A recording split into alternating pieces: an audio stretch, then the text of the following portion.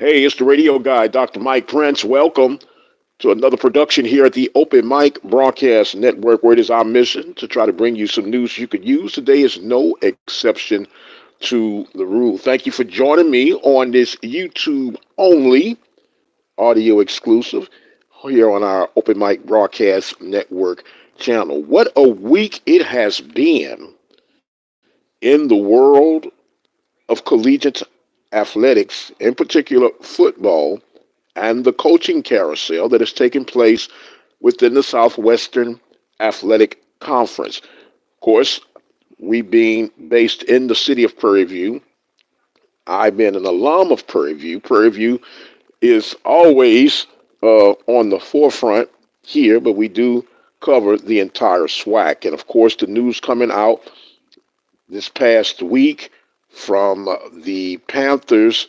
moving on from Coach Bubba McDowell.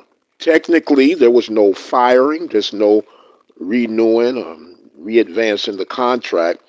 We were able to speak with Coach Bubba McDowell in depth, a very classic interview, exit interview, if you would.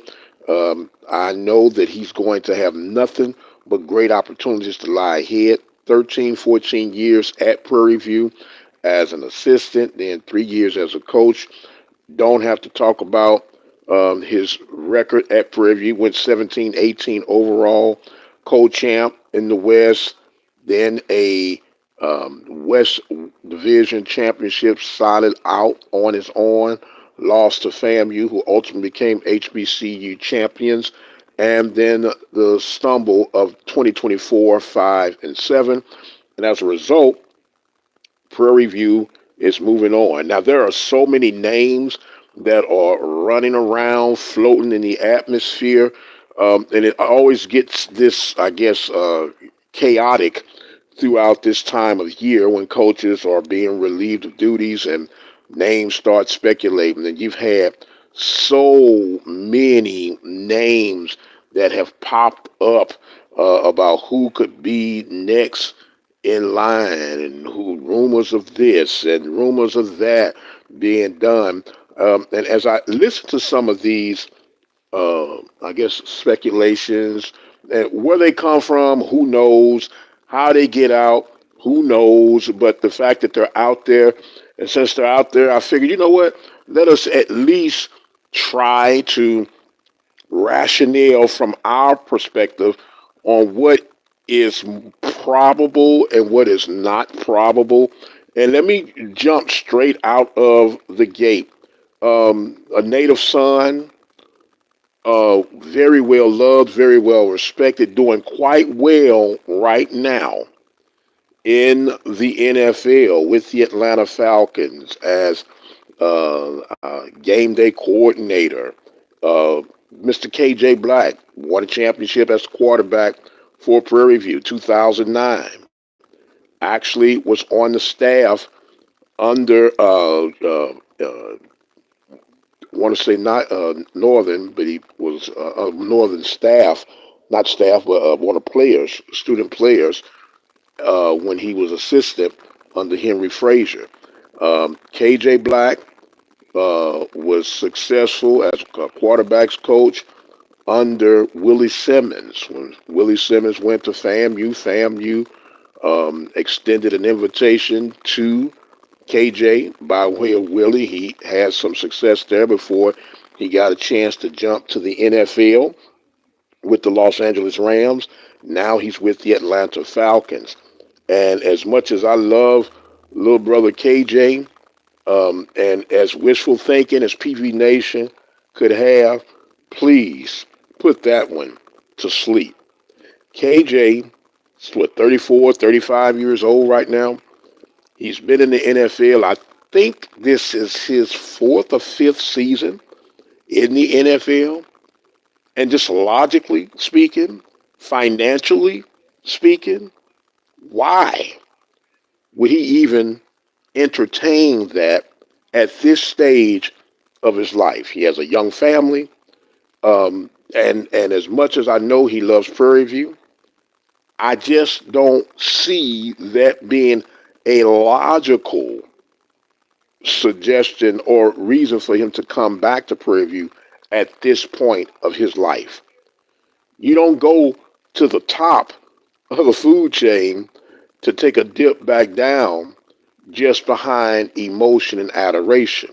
It has to make dollars and cents. And to be quite honest with you, Prairie View does not have enough dollars and cents to lure KJ from the jaws of the NFL. That's just my logical. So it sounds great. It's good clickbait and good chatter for alumni, but that is not happening. Next on that list of the who's who would be at Prairie View, you have Henry Frazier. Henry Frazier brought prominence back to Prairie View, 2009. A lot of people may or may not be aware that he did interview for the opportunity of being athletic director one of those times that the vacancy was available at Prairie View. Logically speaking, now he's in Virginia.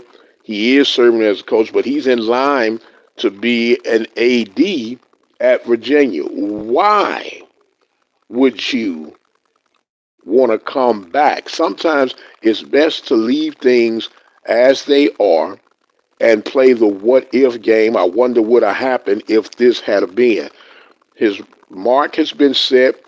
His name is in stone historically at Prairie View.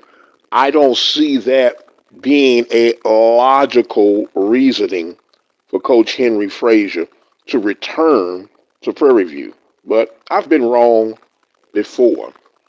Then you hear names like Greg Ellis. You're hearing other names. As a matter of fact, I've even got wind of recent that Coach, oh man, is losing my tip right now. But I'll get back to that in just a second. But you got all of this speculation going on, and as I've been on record for saying, it's great.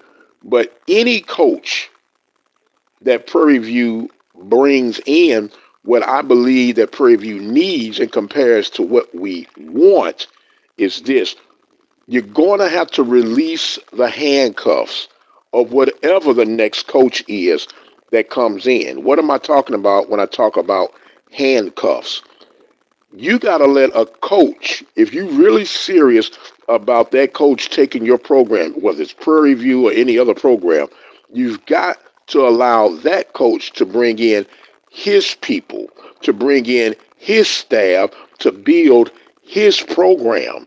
And if you're going to hire someone, you can't hire them with strings and dangling carrots attached to it. Well, we would love to bring you on, but you got to keep XYZ, for XYZ was part of this, that, and the other. And let me say this too.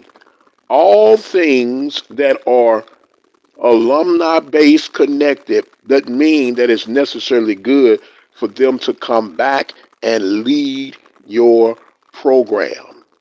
Sometimes it's wonderful story, and sometimes they work out pretty well, but not in most cases. So we need to set the PV glasses aside just for a moment and look for the best qualified person that's going to be able to check off the box marks that you say that Coach McDowell was lacking in. And whatever that criteria is, let's go for that and leave it at that. Let's not stay in Alice in Wonderland thought mode, a process of, oh man, remember this, remember the time. This is not Michael Jackson, remember the time. It's time for us to move forward, pressing forward toward the future. Now, there have been some other situations that arise when it comes in. A lot of people are unaware. Prairie View has had athletic directors, multiple athletic directors in a very short span of time. If I'm not mistaken, 6 or 7 uh, ADs in a 7 to 8 span year, or 7 to 8 year span. That's not stable. Who with the right mind to get us where we need to be would feel comfortable stepping into that situation. So there are some things internally that will need to be addressed. There have been some other coaching transfers or release of duties. You had in Alabama A&M, Huntsville, Alabama, Connell Maynor. He was relieved of duty after 6, 7 years of service for the Bulldogs. They're moving on. Good coaching mind, somewhat unorthodox when it comes to the offense because of not a set position for a style of play, which I kind of like. You know, that hybrid approach. You go in, you do what you got to do, and adjust your plays for that week according to the weaknesses that you discovered in your opponent's armor. Okay with that. Connell Maynor will land on his feet, a proven success. Remember, during the COVID era, won the Bulldogs a championship, you know, during that time. Victorious over Pine Bluff. Coach Gamble, he's no longer, this thing is moving so expeditiously when it comes to coaches. And I say it's so much of the monkey see, monkey do effect. We operate or try to operate in that of the power four spectrum, but we don't have power for finances. We don't have power for resources. We don't have power for fan bases. We don't have power for booster support to warrant us making some of the moves that are being made. Now, I'm not arguing one way or the other for all the moves that have been made. I don't make those decisions. I report on those decisions, and we add our little opinion and fact base what we know to be true when moving on to the search for the replacements. Then you have the likes of what was going on at Mississippi Valley. Coach Wade, he was relieved. I believe he just completed his second year of a 4 year or even maybe even 5 year deal at Mississippi Valley. Okay. Depending on who you ask, some would say that Wade probably is dancing in the streets right now based on some of the conditions and challenges that he, I would think, knowingly walked into at Mississippi Valley. And I say that knowing that he is a Mississippi Valley grad. He knew what it was like when he was there, and he know what it like. Yeah, there's a very small budget at Mississippi Valley, but I've always thought that Mississippi Valley's challenge is that Mississippi Valley has not embraced thoroughly who Mississippi Valley is. And I could say the same for Prairie View. Sometimes we'll look so beautiful and so destitute from a distance, and that you want to change your narrative so bad that you become a fraud. You become something that you're not. And then the more and more people get behind the veil, if you would, they say, hey, this is not what I thought it should have been. But when you have what you have, whether it's lack of budget, lack of resources, lack of facilities, lack of student body, you have to be creative. And whoever hires you, they expect you to be, somewhat in the hunt. Now, when it goes to talking about the Valley situation, now this is just Mike Prince speaking now. When it comes to the Valley situation, I would like to think that in a typical 11-game season, 5 wins, 6 wins, if you get 6 wins at Valley, you're doing something. Let's not talk about anything above 6, 7, 8, 9 wins. You're really doing so. They're going to build a statue in front of Rice Titan Stadium if you're doing things like that at Valley. But I think that Valley would be more successful in football approaching the style of offensively if you took an approach like a Connell Maynard. Have that hybrid, like not a set, spread type style that you want to run, because you got to build to that point. You could probably get to that once you've established something, but to get that ball moving and get that train rolling, you're going to have to be very creative. I would like to see Valley do something more like the Army, Navy, the academies approach when it comes to offense. The misdirection, the trap blocking, some of those type of schemes due to the fact you don't need oversized ball players to get those type of things achieved. You do not have to be the fastest nor the greatest. You don't have to have the strongest armed quarterback. You can get you a versatile mobile guy. There are enough guys playing football in the United States where you could piece together some things that will make this a reality. And there is a coach that I think would fit that mold, and he just recently became available. And I'm talking in the likes now of Coach Eric Dooley. Eric Dooley served as the offensive coordinator for the Grambling State Tigers, returned home, if you would, under Mickey Joseph, and things didn't work out the way they thought they should have worked out. Grambling had a struggling year this year, a lot of heartache and disappointment from Grambling camp, and as a result, they parted ways with Coach Dooley this week as well. Now, from what my experience and observation has been with Coach Dooley from his time at Prairie View, had a successful run at Prairie View. As a matter of fact, Bubba McDowell was his replacement. He did get Prairie View to the championship game. They lost to Jackson State. He left for his quote unquote dream job at Southern, and then he went not when he lost that job for Southern. He went and where he was at Grambling. Now you have what you have with him being open and available. Here's my take on that. Um, it's hard for a person who's been in that number two role for so long. You get a taste of that number one role, then you come back to the number two role. I think, I think it may have been more than what Coach Dooley could have handled or wanted to handle. Not real sure. I have no information on that. But what I am saying is this: with the three availabilities that are open in the SWAC right now, as far as head coaches go, Prairie View, there's a rumor that yeah, Dooley did apply for Prairie View again. Some like, well, no, he didn't. Well, I don't know for sure. I don't have the resumes in front of me, but he left Prairie View. He didn't get fired from Prairie View. Now, PV Nation may not. I'm talking about the fans now. PV Nation be like, I don't know about that, Coach. But nonetheless, whether it's true or not real sure. But his name is in the hat. Alabama A&M. Could Dooley be successful at Alabama A&M? Probably, but don't know if Coach, or should I say AD, Paul Bryant, would be interested in such a move.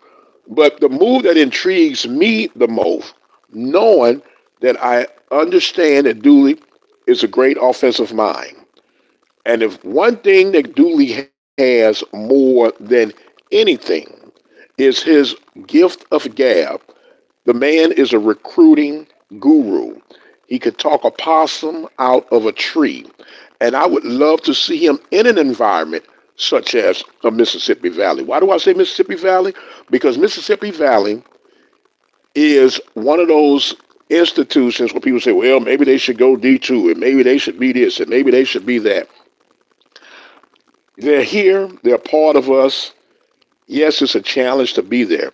But if anyone, if given the proper time, whether it's Dooley or whoever the next coach is, I don't think Valley should offer anything under 5 years to their next head coach. You got to give whoever that gets there the opportunity to assess what they need, build their program with a recycling deal. Let's be honest. NIL is hard for the quote unquote blue bloods of our conference. We know that's going to be hard for the valleys and the Pine Bluffs and everybody else. I throw in the Prairie Views. So if you give someone who is a proven, you don't need a novice coming to Valley. You need someone who's established. You need someone, yeah, you want to be compensated, but you know walking into this situation, It's not fully about the compensation. What you want to be able to be compensated enough where you can get you at least some qualified coaching staff to help you build a program at Valley. That's what I'm looking at. That's what I'm seeing.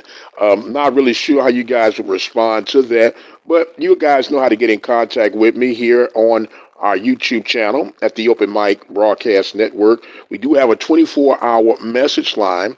It is 720-721-1558. And some of those coaching channels, of course, you're going to have coaches going from this, that, and the other. And oh, another name I just remembered. Another name that is popping up as a potential candidate for the Prairie View job is Anthony Wheaton, PV grad. As a matter of fact, he was the last official OC for Prairie View under Coach Bubba McDowell. Not real sure on how true that is, but all kind of names are floating around in the atmosphere, especially when these opens come available. Now, as far as the SWAC championship is scheduled for Saturday, 1 p.m. Central Time, Jackson State and the Southern Jags. Now, if you listen to this show on a regular, I've already viewed my opinion on that Grambling State Southern Bayou Classic. Southern, of course, victorious, but that was a hard game to watch. Extremely sloppy play. Someone had to win. In this case, it was Southern University. How they match up against Jackson for this SWAC championship, I'll be quite honest with you, quite frank with you. I believe Jackson will win this and will have pretty much be on cruise control. And I know Southern or Jag Nation gonna be like, come on, Prince, man, you just being a hater. No, I'm not. I'm not really being a hater. I'm just being a realist right now. Southern's struggle and proven struggle throughout the entire season to move the ball offensively is going to be the Achilles heel in the SWAC championship game. Now, the winner of this two, of course, will go and represent the conference in the SWAC. I'm not always say SWAC MEAC Challenge or the MEAC SWAC Challenge, the Celebration Bowl to take on South Carolina State. South Carolina State is sitting up well pruned. They're going to have their film study crew out to break down this game. And once they determine who that winner is, they'll go deeper into the weeds to sort out what their tendencies are throughout the course as you get ready for the Celebration Bowl from Atlanta, Georgia, December 14th, 1 p.m. Central Time. So it's a very quick turnaround for the SWAC champion to get in preparation, which leads me back to a suggestion. The one thing that the Southwestern Athletic Conference has been very unique about is the fact that we do have the Celebration Bowl. But I would ask for the commissioner to make a proposal that we, the Southwestern Athletic Conference, get to start week 0 as our week 1. And here's why I say that. When you have that taken care of and get those games established early, that week does make a difference. And I know for the longest that people say, man, there's no way that you'll ever get rid of the Bayou Classic on that Thanksgiving weekend. And I get all that, but for the sake of everyone winning, we know that right now that Bayou Classic, Grambling and Southern are winning financially and all the publicity that comes with that. But as I've mentioned more than one occasion, the FCS playoff system, okay, we've agreed that we will not partake in that. Why did we agree? How did we agree? Because we gave up that automatic bid, okay? And I've had some Southern nation, they say, hey, Prince, everybody else in the SWAC is available for that. It's just Grambling and Southern that agreed not to opt out. And in all respect, and rightfully thinking, for a long time, this conference was dominated by Grambling and Southern. And when you have those guys that are basically sitting at the head of the table to say, hey, we're not doing it. And in fact, the conference said, okay, we'll stand in agreement. We have no right to be barking, hollering, moaning, or groaning when the FCS are establishing their playoff bids if we're not getting an at-large bid. Even if we have a team that goes 9-2 and they just happen to lose to the deal. There's been stated, well, if that's been the case, maybe we need to get rid of the East and the West and just let the top two teams play for the championship. Well, you say that, okay, but then let's keep embracing our uniqueness. The way we can work around that by playing in week 0 as our week 1. By the time we're done with the SWAC championship game, you would then have an equal prep time, in my opinion, to be a better representation for the challenge or the Celebration Bowl championship game between the MEAC champion. It's really an advantage for the MEAC champion. They get to rest, they get to add new wrinkles to their playbook, and they get to do a whole lot of off the script things, if you would, that can catch that SWAC representative off guard, off balance. So we got to start, looking at some things. And while I'm thinking about looking at some things, I am so thankful, so proud of the SWAC Digital Network. Went, I'm saying full Monty, the games that were not covered by ESPN Plus for the most part and HBCU Go were picked up by SWAC Digital Network. And let me say, very quality product. What I've been stating for years. The SWAC Digital Network, in my humbled opinion, blew ESPN Plus out the water. Blew it out the water, hands down. And I don't care what anyone says, what anyone tries to lobby against. I'll say it today. The SWAC Digital Network is more valuable to me than ESPN Plus. And I know that ESPN Plus is the tier 1 holder of the broadcasting rights for the conference, but I am looking so forward to if HBCU Go can leapfrog that and you get even more power and juices to the SWAC Digital Network. And I still stand and believe that there are enough SWAC fans that would support a subscription-based platform for SWAC Digital Network football to be played. I would be willing to pay even double what ESPN is asking because I know it's going to help support and take care of home. That's just my opinion. Love to hear what you guys think about it, say about it. And I hope that you like what we're trying to do over here at the Open Mic. We're kind of gravitating to more of these YouTube live type deals. We're going to always do what we can while we can. And I need your help. I need you to subscribe, like, even hit that notification button to be notified every time we release something, whether it's something live, whether it's something pre-recorded that we put up through the YouTube channel. And don't forget, you can always go and visit our website at obnradio.com. And for those who are on that Twitter X lifestyle, you can always keep up with me at the Mike Prince Show. So with everything that is unfolding for this weekend, is championship weekend, and the big boys in the Power Four are crying now. Well, what's the point of us even playing championship conference games with the new structure of the college football playoffs? They've, of course, gone to 12, talking about going to 16, and people are being, they saying, held against them for playing in a championship game, but even though they're saying they're not.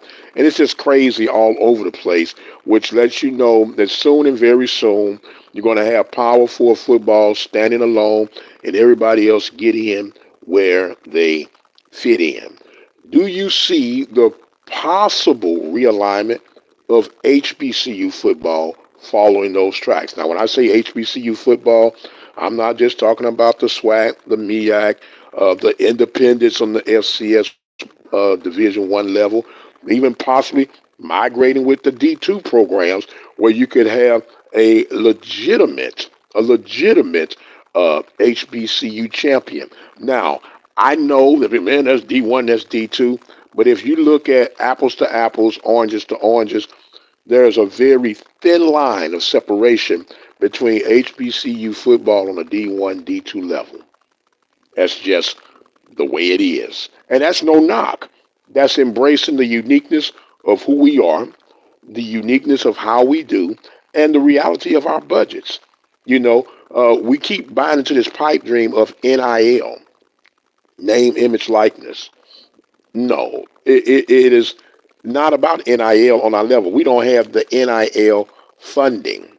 And well, why don't we have the NIL funding? Well, it's a kryptonite that hits HBCU sports, not just Prairie View, not just the SWAC, not just the MEAC. It is an epidemic, if you allow me to say that. That we have these fan bases. They love their schools, but for whatever reason, the monetary support is not there. And then I got to blame some of that. I got to blame some of that on these athletic administrations. It's not about sitting in suites. It's not about being that guy amongst the student athletes.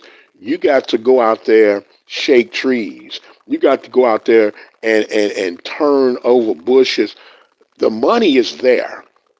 Now, how you get the money, we have to be creative enough to embrace those opportunities and make it happen. But we can't make money without getting out there and selling your product.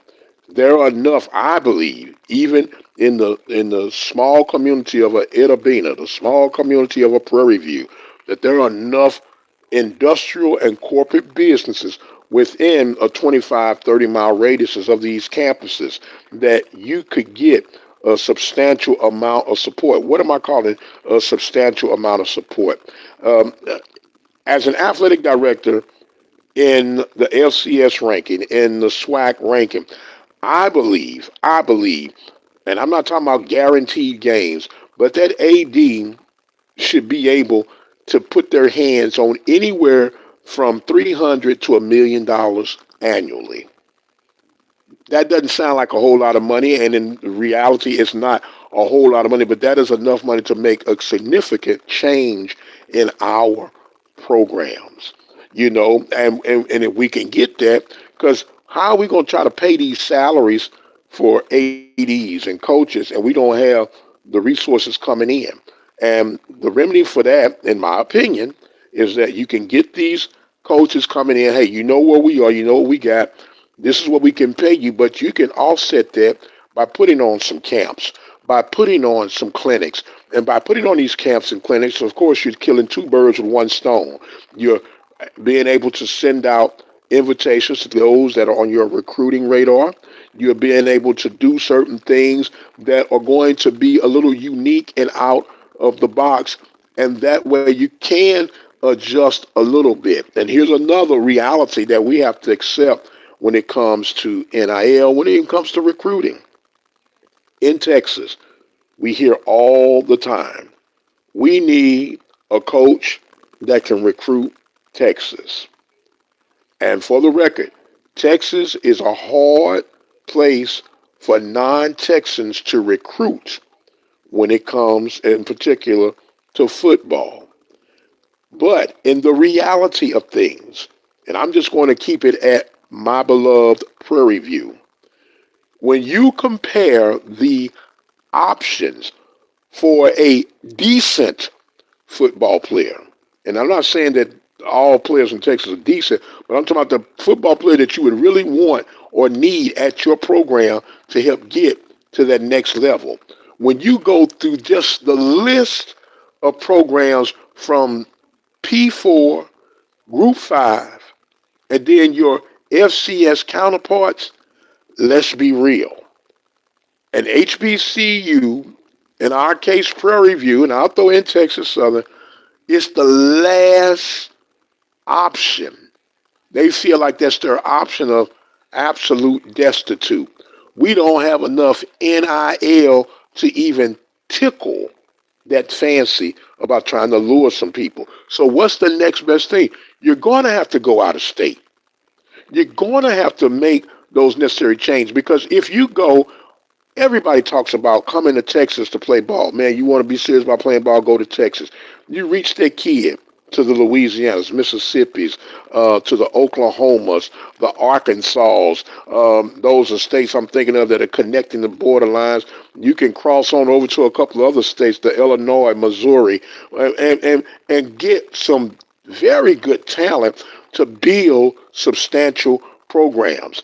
And yeah, you get that, you keep that carrot dangling in case of that kid decides that that power forward wasn't a good fit for him. But I'm tired of us taking the power forward kid that was a head case or someone who thinks he can just come down to the FCS and just run over because he was at an FBS program. No, we need to look at the reality, build our programs through freshman recruiting, build our programs through the JUCO transfer, and every now and then you might find a couple of diamonds in that transfer portal. But in all reality, the transfer portal is not going to be the answer of long-term success for FCS programs, in particular the Southwestern Athletic Conference. These are just my opinions, and I would love to get your feedback on what you're thinking, how you respond. If you think I've lost my last good sense, then that's okay too. But I really would love to hear and see what you guys think about all of these things that are going on right now. As I get ready to wind down, I do want to remind you guys that the Mike Prince Show comes to you each and every day.